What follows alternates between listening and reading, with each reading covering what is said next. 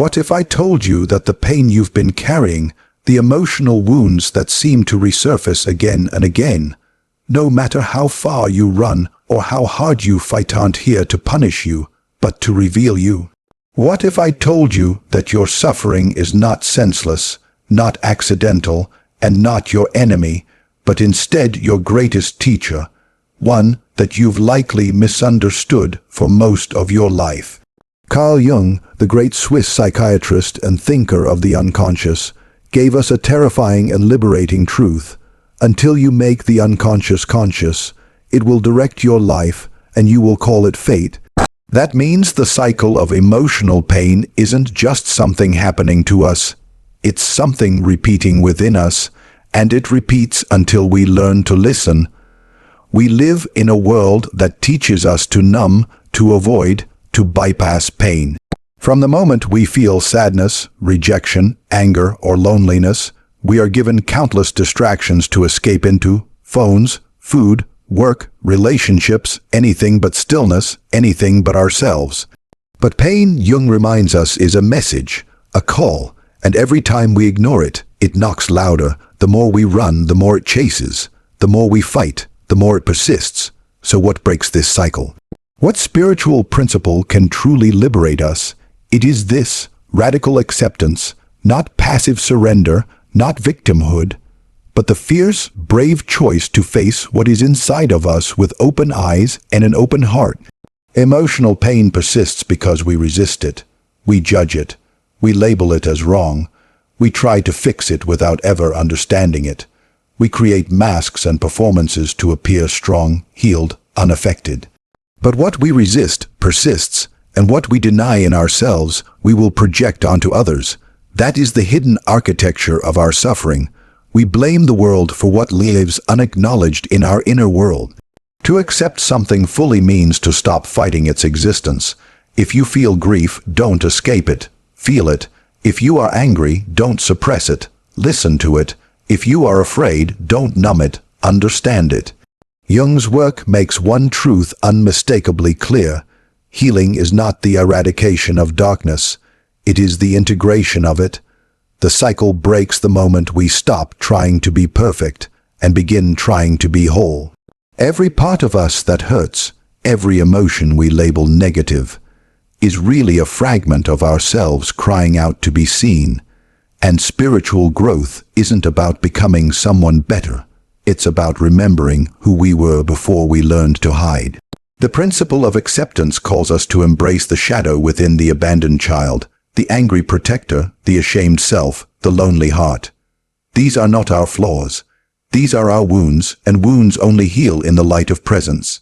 In truth, the emotional pain that returns again and again is only doing so because it has not yet been met with compassion. It is waiting for you to stop fixing and start feeling. It is waiting for you to stop analyzing and start acknowledging. Jung didn't ask us to be fearless. He asked us to be honest. He knew that only when we descend into the depths of ourselves, when we face the very parts of us we've tried to exile, can we finally come out the other side, not as someone else, but as someone more complete. You cannot change what you will not face. You cannot heal what you will not hold. And you cannot be free while still at war with yourself. Emotional pain is a doorway, a passage. It is not the enemy. It is the path, and your wholeness is on the other side. This is not the easy way, but it is the only way that leads home. The cycle ends where the truth begins, not with resistance, not with denial, but with the simple, sacred decision to be with what is. Not to judge it, not to escape it, but to embrace it, to learn from it, and ultimately to integrate it. That is the spiritual principle that transforms pain into power, wounds into wisdom, and suffering into sacred awakening. Have you ever wondered why certain emotions seem to haunt you no matter how much time passes?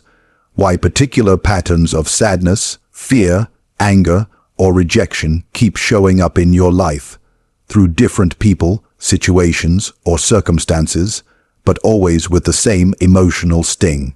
You try to move forward, you tell yourself you've let go.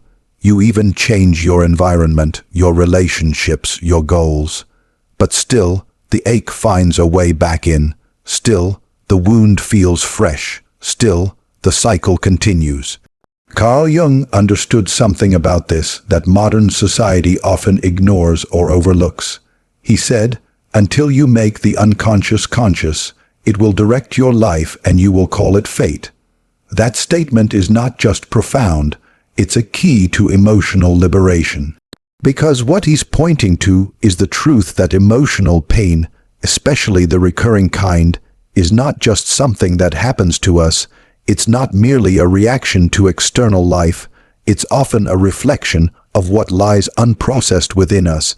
When the same pain repeats, it's not life punishing us. It's life trying to wake us up. Jung believed that the psyche is not random, not chaotic. It's purposeful. Our minds and hearts are wired for wholeness, for integration, for healing. But the parts of us we have rejected, suppressed, or denied, the pain we never fully faced, does not simply vanish. It retreats into the unconscious, into the shadow. And from there, it begins to influence how we see the world, how we relate to others, how we treat ourselves.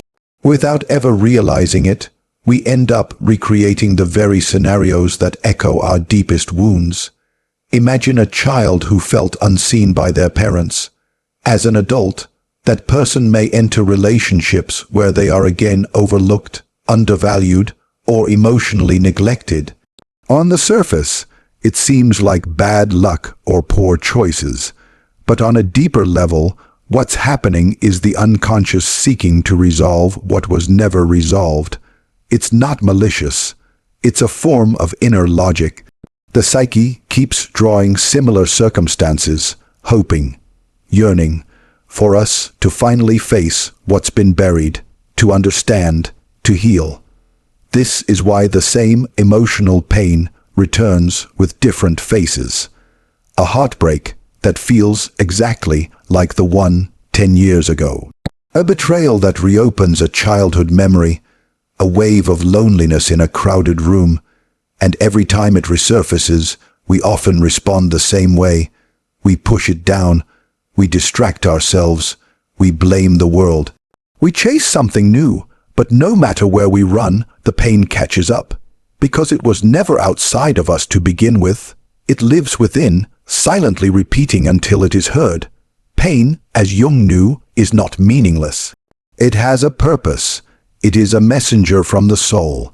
And when we listen to it, when we stop seeing it as the enemy, we discover that pain is actually a doorway, a threshold, and each time we ignore it, we're turning away from that doorway, walking deeper into a maze of unconscious suffering. One of the most uncomfortable but liberating realizations is this: emotional pain is loyal. It stays with us, not to torture us, but to guide us. And its repetition is not a flaw. It's a feature. Just like physical pain lets us know when something in our body needs attention, emotional pain alerts us to what in our heart has not been processed or integrated. If we felt abandoned as children and never acknowledged that pain, we may find ourselves feeling abandoned in adult relationships. Not because we're doomed, but because the psyche is still trying to resolve that original wound. It brings it up again and again until we finally say, yes, I see this, I feel this, I'm willing to understand this. This is where self-awareness becomes the most powerful spiritual practice. The more we become aware of our emotional triggers, our repetitive patterns, the more we begin to see that they're not random, they're deeply rooted, and they are not enemies, they are invitations. But we must be willing to pause long enough to reflect, to feel, to question, to trace the pattern not just in the outer world, but in our own history, our own beliefs, our own unspoken pain. Jung's work teaches us that true healing requires going within, even when it's uncomfortable, especially when it's uncomfortable. Because that's where the answers live, not in trying to change the world outside, but in understanding what's playing out inside. And that doesn't mean we caused our pain, but it does mean that healing is our responsibility. Not because we are to blame, but because we are the only ones who can fully reclaim and transform it. Let's be honest, facing emotional pain is terrifying. We are taught to fear our own depth. We are conditioned to believe that crying is weakness, that vulnerability is dangerous, that admitting hurt is shameful. But what if the very emotions we fear are the ones holding our freedom? What if the pain you've been running from your whole life is the key to your true self, the self that existed before the world taught you to hide? This is the paradox of healing. What you avoid controls you. What you face frees you. But facing it means letting go of the story that you're broken, that you're weak, that you're cursed by fate. No, what you are is unfinished, and that's okay. Because every piece of unresolved pain is simply a piece of your story that's still waiting for love, for attention, for understanding. Jung didn't just study the mind, he honored the soul. He knew that to break the cycle of emotional pain, we had to go inward, not outward. And that requires courage, not the absence of fear, but the willingness to feel despite fear. It requires patience, because old wounds don't open easily, and they don't heal overnight. And most of all, it requires compassion for yourself, for your past, for the parts of you that are still learning how to be human. Emotional pain repeats until it is understood. That's not a punishment. It's a profound act of grace. Life keeps offering us chances to face what we never could before. It keeps circling back, not to hurt us, but to give us another chance at healing. And every time we say yes to that opportunity, every time we feel instead of flee, we rewrite the script. We step out of unconscious cycles and into conscious growth. We become less reactive, more rooted, less controlled by fear, more guided by love. And in doing so, we not only transform our relationship with pain, we transform our relationship with ourselves. Because in the end, it's not just about healing the past.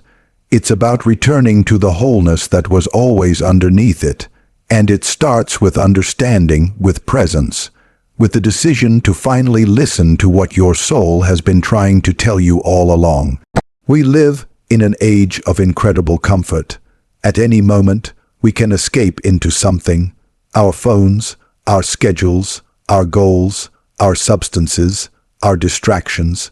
It's never been easier to avoid ourselves. In fact, the entire world seems to be structured around one thing, keeping us away from our inner pain. And yet, despite this endless access to escape, more people than ever are overwhelmed by anxiety, depression, emptiness, and emotional fatigue. Why? Because you cannot outrun what lives inside you. You can only ignore it for so long before it starts to seep through the cracks of your perfectly curated life. Carl Jung knew this well. He warned that suppression does not equal resolution. When we numb our pain, we don't erase it. We only delay its impact. The energy we repress doesn't dissolve, it transforms. It becomes anxiety. It becomes fatigue. It becomes disconnection in relationships, compulsive behaviors, and self-sabotage. It lives beneath our habits and behind our smiles. And the longer we suppress it, the louder it grows, until one day, it demands to be heard in the form of a breakdown, a crisis, or a deep and unshakable dissatisfaction with life. The human psyche is not something we can trick forever. It wants to heal, it wants integration, and if we ignore its signals, those signals intensify. But in our culture, we're rarely taught how to feel. We're taught how to perform, how to achieve, how to keep moving forward. We're taught to stay positive, to move on, to not dwell on the past. These ideas sound encouraging, but they often become spiritual or emotional bypassing. We paint over deep pain with motivational quotes and wonder why it resurfaces again the next week. Think about how we handle grief. Instead of being allowed to sit with it, process it, cry through it, we are given a few days of condolence before we're expected to bounce back.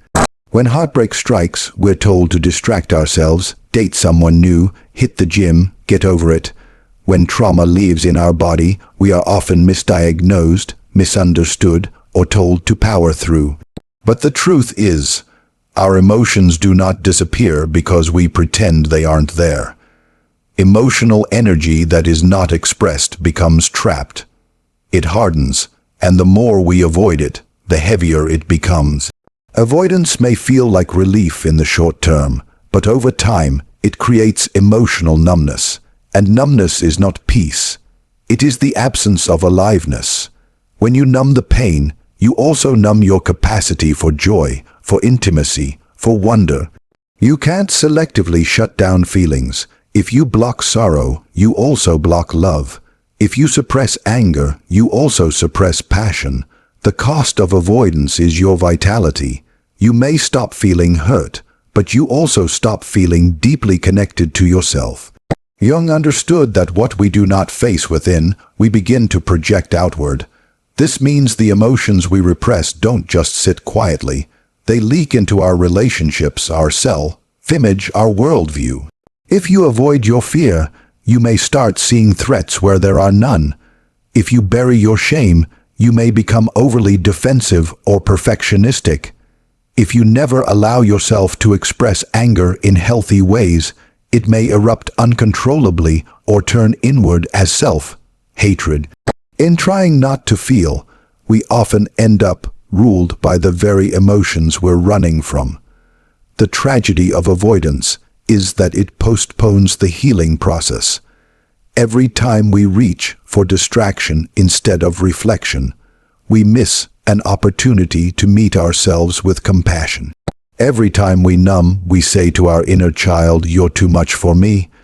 Every time we escape into work, consumption, or chaos, we lose the chance to understand what our heart is trying to say. Pain, when met with presence, becomes a teacher. Pain, when ignored, becomes a prison. What makes avoidance so seductive is that it often looks like productivity. People bury their pain in achievements. They work harder, build more, chase success, not realizing that their busyness is a cover for their inner void. But no amount of external validation can fill the places in us that feel unseen. You can win awards and still feel empty. You can be admired and still feel invisible. The soul doesn't respond to applause. It responds to truth. And the truth is, healing doesn't happen through force. It happens through feeling. You have to be brave enough to slow down. That's where it starts. You have to allow the silence, because in the silence, the pain will rise. And that's a good thing. The tears, the anger, the heartbreak. It's not weakness. It's the beginning of release. Avoidance keeps the wound hidden. Presence brings it into the light. And what we bring into the light, we can finally transform. The nervous system carries memory. The body remembers everything we tried to forget.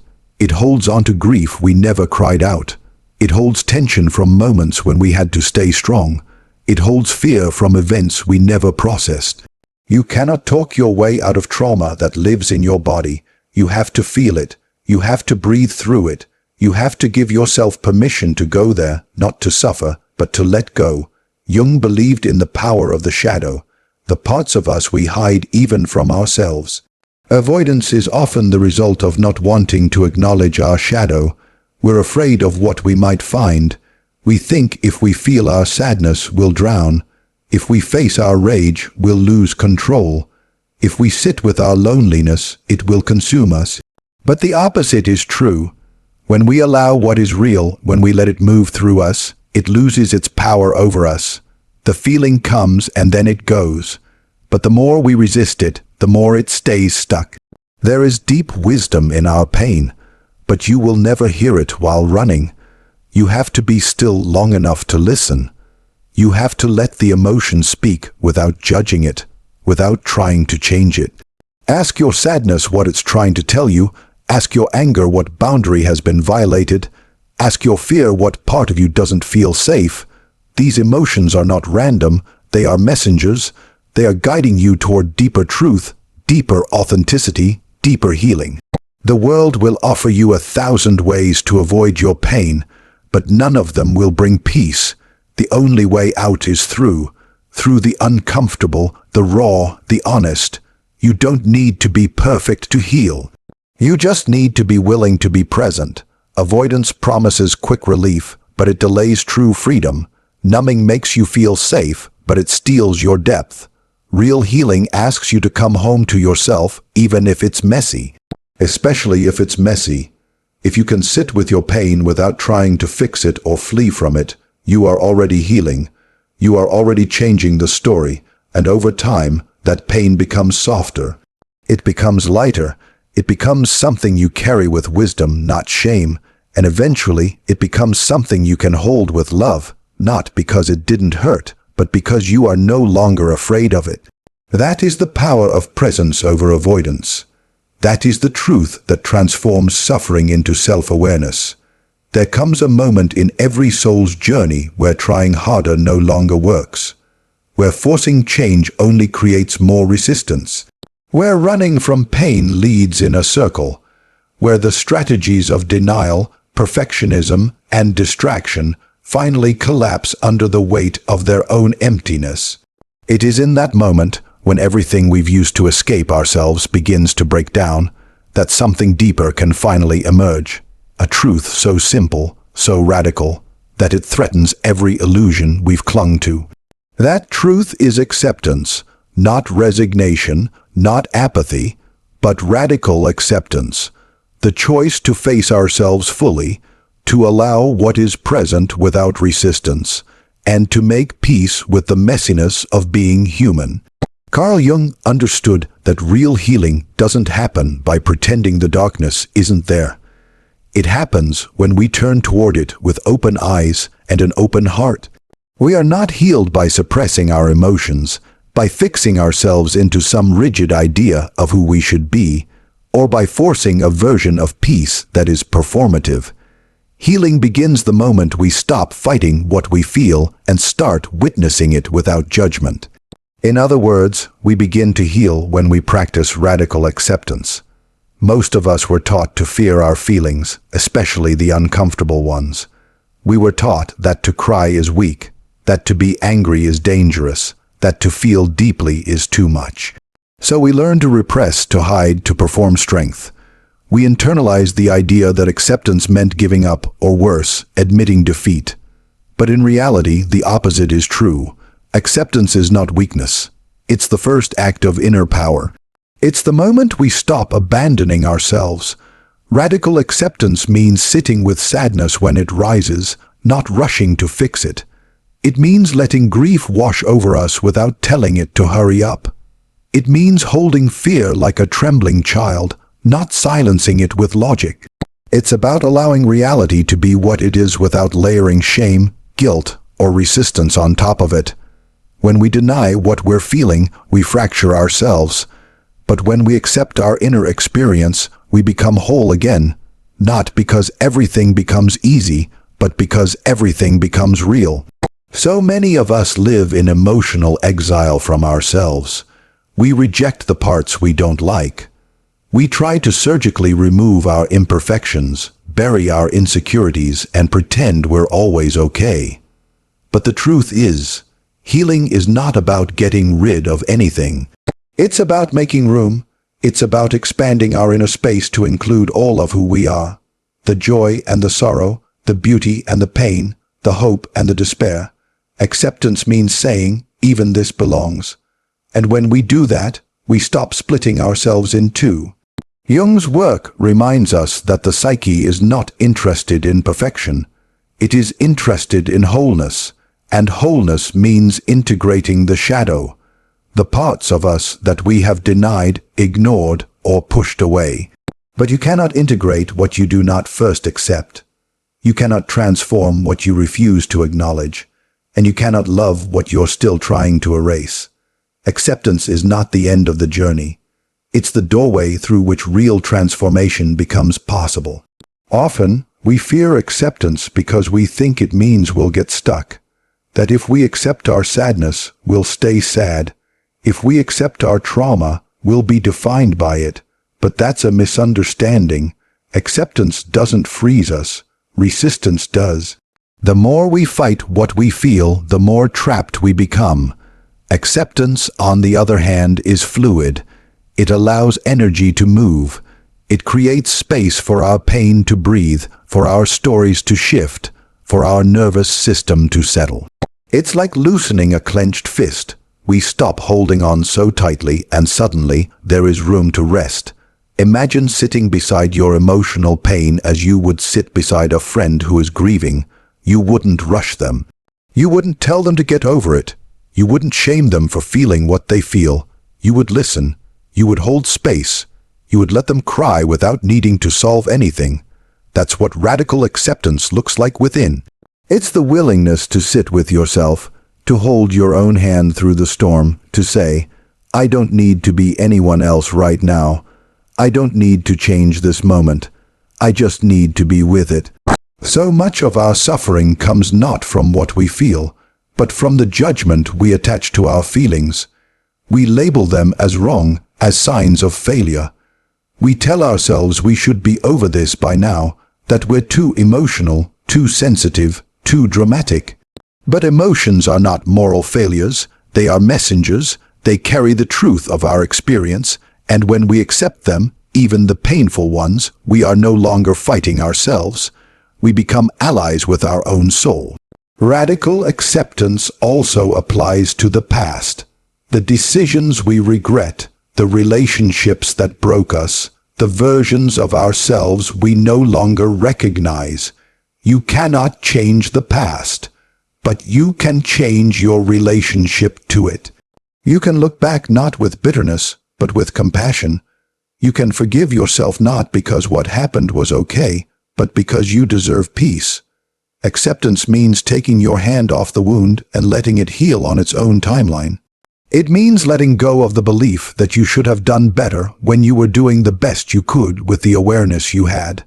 There is a quiet strength in surrender, not the surrender of defeat, but the surrender of resistance, of letting things be as they are, of trusting that your worth is not dependent on being healed, happy, or whole all the time, that you are enough even in your unraveling, that you are worthy even when you're in pain. Acceptance doesn't mean liking everything about yourself. It means loving yourself enough to stop fighting what is true.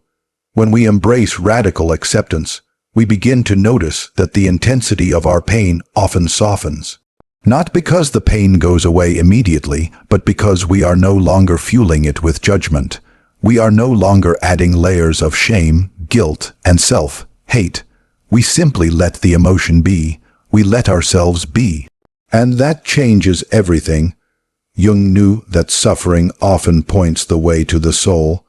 That pain, when faced with presence, becomes a bridge to deeper self-knowledge. But that bridge cannot be crossed if we are still resisting reality. The paradox is that healing doesn't require us to do more. It asks us to do less, to stop fixing and start feeling, to stop performing and start being, to stop denying and start accepting. Healing is not a battle, it's a coming home. You may be tired, you may feel like you've tried everything, but maybe the next step is not something new to do. Maybe it's a new way to be, with yourself, with your emotions, with your story. Radical acceptance is not a finish line. It's a moment-to-moment practice, a choice to show up as you are, to meet yourself where you are, and to trust that being human is not a flaw to fix, but an experience to honor. Everything changes when you stop rejecting your pain and start listening to it. Everything shifts when you stop asking, how do I get rid of this? And start asking, can I be with this? Because that's where your healing lives, not in perfection, not in control, but in the stillness of presence, in the courage of feeling, and in the radical act of saying, this too is part of me, and I choose to welcome it. There is a profound truth hidden in the places we least want to look. It is easy to celebrate growth when it looks like progress, when it brings applause, achievement, or clarity. But what if the real growth happens in the dark, What if your deepest pain is not a detour, but the exact path through which transformation enters your life? Carl Jung once said, "The wound is where the light enters you." And while that idea might sound poetic from a distance, it becomes deeply challenging when you're face with suffering, when you're standing in the wreckage of something you thought would never break, when you're carrying grief so heavy you can barely breathe, or when your soul feels like it's unraveling. In those moments, it feels impossible to believe that light could come from this. And yet, it often does not, because pain is noble, but because it demands something raw, honest, and real from us that comfort never could. The human tendency is to avoid pain. We flinch from it, run from it, numb it, distract ourselves from it, and yet pain has a way of cracking us open in ways that nothing else can. It humbles us. It breaks the illusion that we are in control. It strips away the masks we wear and brings us back to something primal, something unfiltered. When everything is shattered, what remains is only the essential. Pain has a way of returning us to truth, not the surface-level truth of how things should be, but the deeper truth of who we really are and what we're here to confront, release, and remember.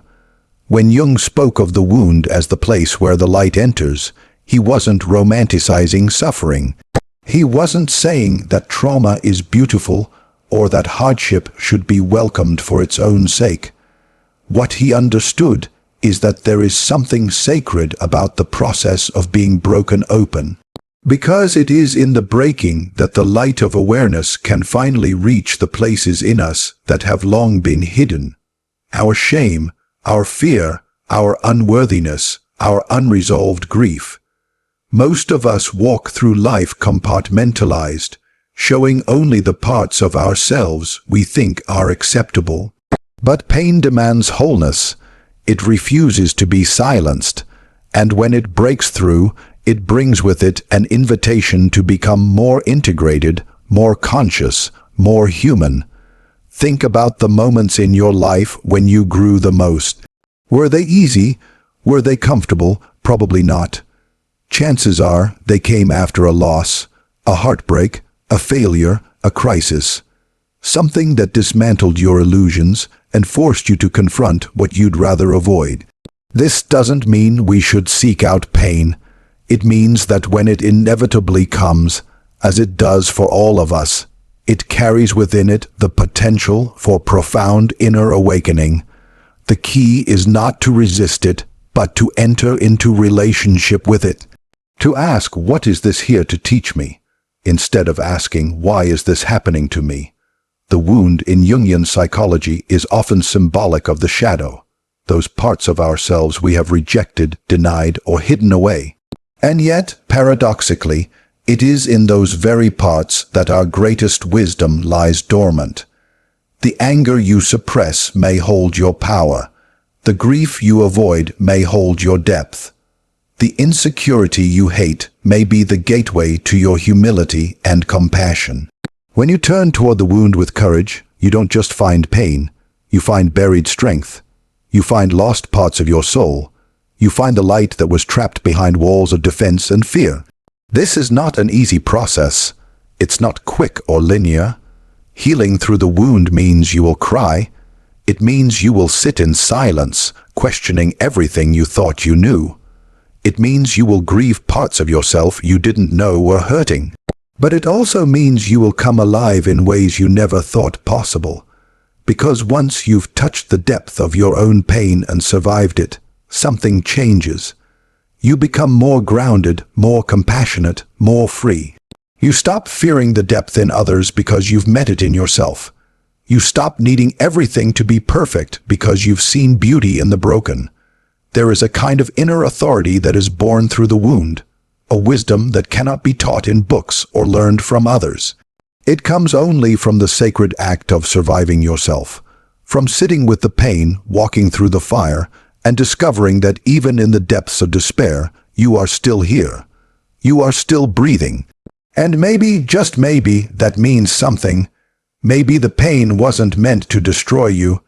Maybe it was meant to strip away everything false so that you could finally meet your own soul. Our culture often treats wounds as flaws. We're told to hide them, fix them, cover them up. But what if the wound is not a problem to be solved, but a portal to be entered? What if your most painful experiences are the doorway to your most authentic self? When we stop shaming the wound, we begin to hear its message. It might be asking you to slow down, to forgive yourself, to speak the truth you've been silencing, to love the part of you that no one ever taught you how to hold. The wound is not here to punish you. It's here to wake you up. The light that enters through the wound is not always dramatic. Sometimes it's the softest flicker of insight, a moment of stillness, a quiet knowing. A deep breath that says, I can feel this and still be okay. That is the light of healing, not the absence of pain, but the presence of grace within it. The ability to be with what is difficult without abandoning yourself. To hold yourself like you would hold someone you love. To let the wound guide you inward, not to get stuck, but to finally come home. And when you begin to heal, even just a little, something else happens. Your light begins to shine for others. Your pain becomes a map for someone else who is still lost. Your survival becomes hope, not because you're perfect, but because you're real, and realness is medicine. We don't need more polished people pretending to have it all together. We need more wounded healers, people who have walked through the dark and are not afraid to name it. People who have sat with their shadow and can now hold space for others without judgment. People who carry the light, not in spite of their pain, but because of it. This is the paradox of the wound. It breaks you open, but it also rebuilds you, not into who you used to be, but into someone deeper, wiser, more alive. Pain will change you. There's no way around that. But you get to decide what that change becomes. Will it harden you or open you?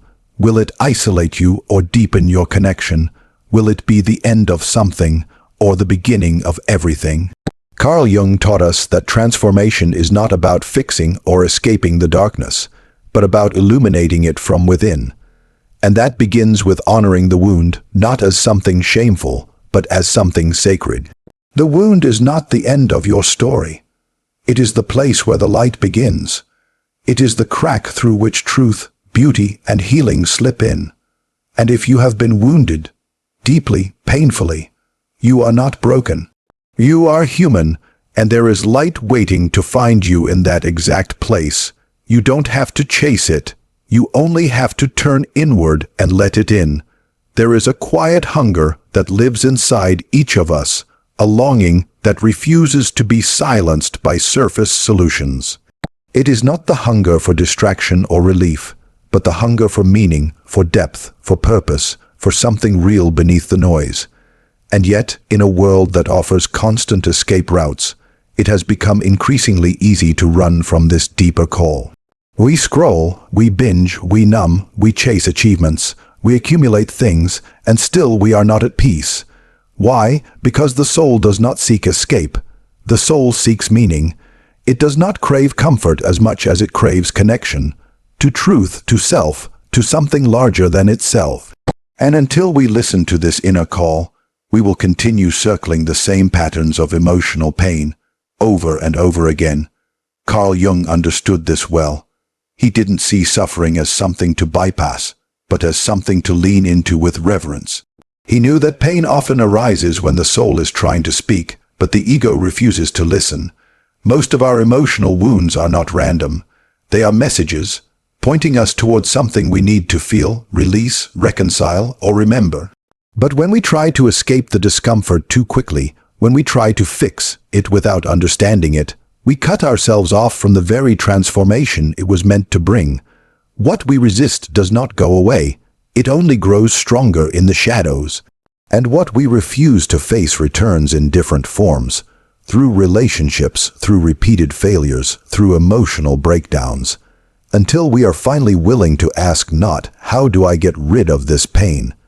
But what is this pain trying to teach me? Modern life often confuses healing with avoidance. We are bombarded with messages telling us to stay positive, move on, vibrate higher, and manifest a better reality. While positivity and vision have their place, they cannot replace the sacred work of integration. Because what the soul really wants is not a new fantasy to chase, but an honest reckoning with what is.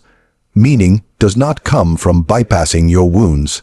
It comes from sitting with them, understanding their language, and discovering who you are beneath the roles and stories you've outgrown. Meaning is forged in the fire of self-awareness, not in the comfort of distraction. So why do we keep escaping? Because it's easier, at least temporarily. Escaping offers the illusion of control. It gives us a sense of agency, a way to numb the ache, to avoid the confrontation with parts of ourselves we do not understand. But it is a false peace. No amount of avoidance can protect us from the ache that returns when we're alone, when the noise fades, when the distraction wears off. The pain that keeps resurfacing isn't there to punish us. It's there to awaken us. It is the soul knocking on the door, asking to be heard, asking to be understood, asking to be lived. There is a reason why so many people experience existential crises in the midst of success. Why people who appear to have it all still feel empty. Because when you build your life around what looks good but feels hollow, something inside you begins to fracture. The soul does not care how it looks. It cares how it feels. It doesn't measure life in likes or accolades. It measures life in alignment. And alignment is found only when we dare to ask the deeper questions. Who am I beneath all the expectations? What matters to me beyond what I've been taught to want? What pain have I been carrying that needs to be honored, not fixed? Emotional pain becomes a cycle when we seek to escape it rather than learn from it. We medicate symptoms instead of asking what's causing them. We end relationships only to find the same wounds in the next.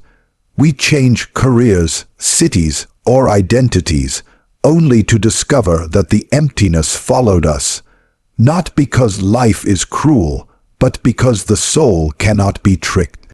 It will keep calling us back to the same lesson until we are willing to slow down, turn inward, and listen with humility. The soul doesn't want a prettier version of your ego. It wants your honesty, your depth, your rawness. It wants you to stop running and start being. To live from the soul is not to reject the world, but to move through it with intention. It is to remember that your value does not come from how fast you heal, how much you achieve, or how well you perform. It comes from your ability to show up to life, fully, presently, courageously. It comes from your willingness to feel what is real, to confront what is hard, and to open to what is possible even when you're afraid. That is the foundation of meaning, not the absence of difficulty, but the presence of integrity in the face of it. Carl Jung spoke of individuation, the process of becoming who you truly are, as the central aim of the human journey. And this process does not happen in comfort zones. It happens in confrontation with your fears, your traumas, your projections, your shadow. It is not about becoming someone new, but reclaiming the parts of yourself that you exiled in order to fit in. That kind of journey is painful, yes, but it is also holy, because it leads not just to healing, but to wholeness. And wholeness is what the soul craves above all. When you begin to live from the soul, something shifts. You stop seeing pain as the enemy and start seeing it as a teacher. You stop looking for someone else to save you and start recognizing your own power.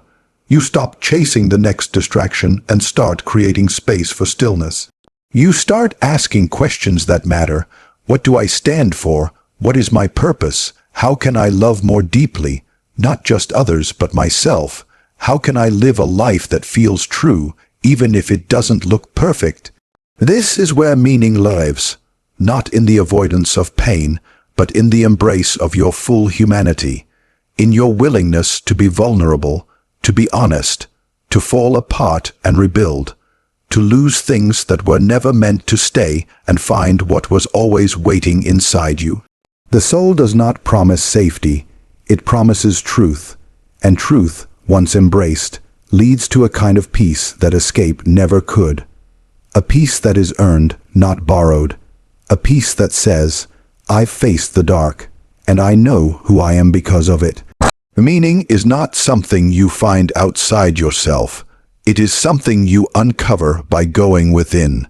It is revealed in the quiet moments when you stop pretending, when you stop running, when you let yourself be seen by yourself. It is born in your deepest questions and shaped by your deepest wounds. And it is what sustains you when the world shakes, when relationships break, when everything falls apart. Meaning is not a luxury, it is a necessity. Without it, even pleasure becomes empty. With it, even pain becomes sacred. The soul will keep calling, through your restlessness, through your sorrow, through the ache that no distraction can silence. It will call you to remember, to return, to root into something deeper than success, deeper than image, deeper than fear. And the moment you stop trying to escape what you feel, the moment you let your pain lead you to its source, that is the moment the cycle begins to break. Not because the pain vanishes, but because you finally see it for what it is. A doorway, not a wall. The soul does not seek perfection. It seeks truth. It seeks meaning, and it will keep pulling you back to yourself until you are willing to listen. Because everything you are searching for out there, peace, love, freedom, fulfillment, it begins not with escape, but with presence, not with running, but with remembering, not with fixing, but with feeling. And when you finally choose to stay, with your pain, your questions, your healing, you will find what no amount of escape could ever give you, yourself.